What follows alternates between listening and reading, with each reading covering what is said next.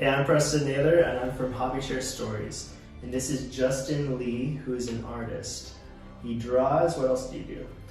Oh boy, I like to write. I like to make sculptures out of paper clips and clay and just do creative things. I heard that you like to do comic book drawings kind of thing. Yeah, kind of, yeah. So can you explain that a little bit more to us? So my favorite thing to do with drawing is actually character and model design. And so I like to create these characters and put them into these temporary, theoretical universes.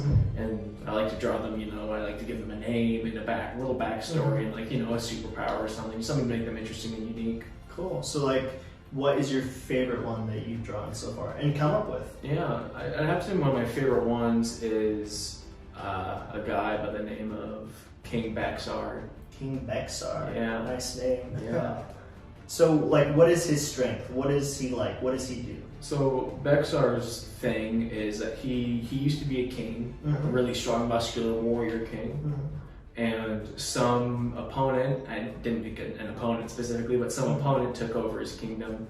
And to him, that was the greatest shame, was losing his kingdom. And he wasn't strong enough to take it back on his own. He couldn't be a one-man army. And so he set out to become a one-man army. And he sought out this mystical being that I named Celestial Flame Warrior or something like that. Some sort of fire elemental creature that was really strong. And he somehow killed the elemental creature, took his powers, and took the celestial being's minion to become his own. And so from that, he drove himself, and from that power that he gained, he drove himself insane, and he also became blind. Blind? So how did he walk? How was he able to see where he was going? I think his real thing is that's kind of what his minion was for.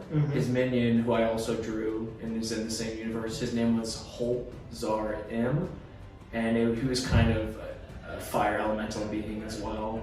And so he kind of guides him around. But kind of the problem that they have in their relationship is that Hobbeeshare hates Bexar for killing his master. Oh wow. But he can't beat him because he's too strong. He's too powerful. So he guides him around. Exactly, he's too powerful now. Okay. And he guides Bexar around because Bexar can't see anymore. But he's secretly plotting to destroy him when he gets a good opportunity. There's a character that I drew. His name was King of the Giants. And King of the Giants, I spent a lot of time drawing, so I'm kind of partial to him. Okay. His theme is that he's basically, I guess I imagined him as a mixture between Jabba the Hutt and Four Arms from Ben 10. He's basically a giant slug man with a human, the lower part of his body is like a slug. His thing is that he is a tyrannical king of this race of giant human beings, and his main weapon of attack is he has these flails that he carries. And because he's kind of like a slug person, he secretes venom or poison or something. That's bad. Yeah, and so what he does is he covers his flails, his whips, in this poison that he naturally secretes, and he beats the living daylights out of people who won't listen to him. Just kills them? Yeah, so he's just this evil, tyrannical king who just wants to destroy everyone who gets in his way. His character, I ended up naming him Kid Dynamo. Kid Dynamo. Kid Dynamo. And his thing is, he's a human. Yeah. I think actually what I did is he was a ninja from the past. And these scientists were looking for the perfect warrior to modify and make even stronger. So they somehow, through unexplained means, they went back in time, captured this super incredibly famous ninja samurai guy, brought him to the present of this theoretical world, and modified his body so that instead of organs and blood and whatever, he was fueled by nuclear energy. And so kind of imagine in his chest, instead of a heart, it's a bomb that's constantly exploding like a heartbeat. There's a guy that I drew. His name, I didn't give him an official name, but his kind of title was Stone Hoplite.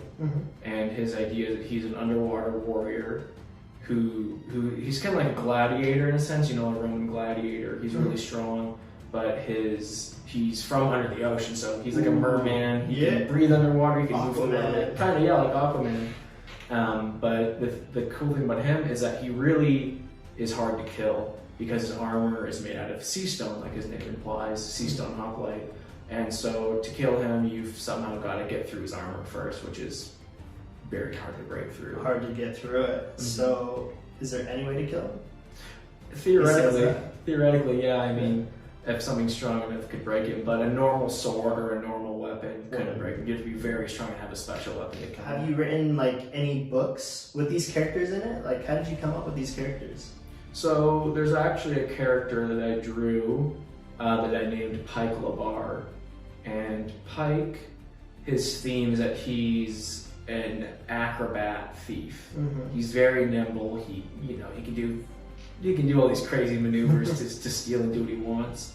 And he has this bird named Naylor or Naylor, I don't know, something like that he can command to do his bidding and steal stuff and kill people.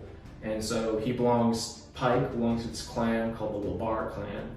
Labar clan, yeah. Wow. And it's this huge network of thieves and bad guys, and he's a member of that clan.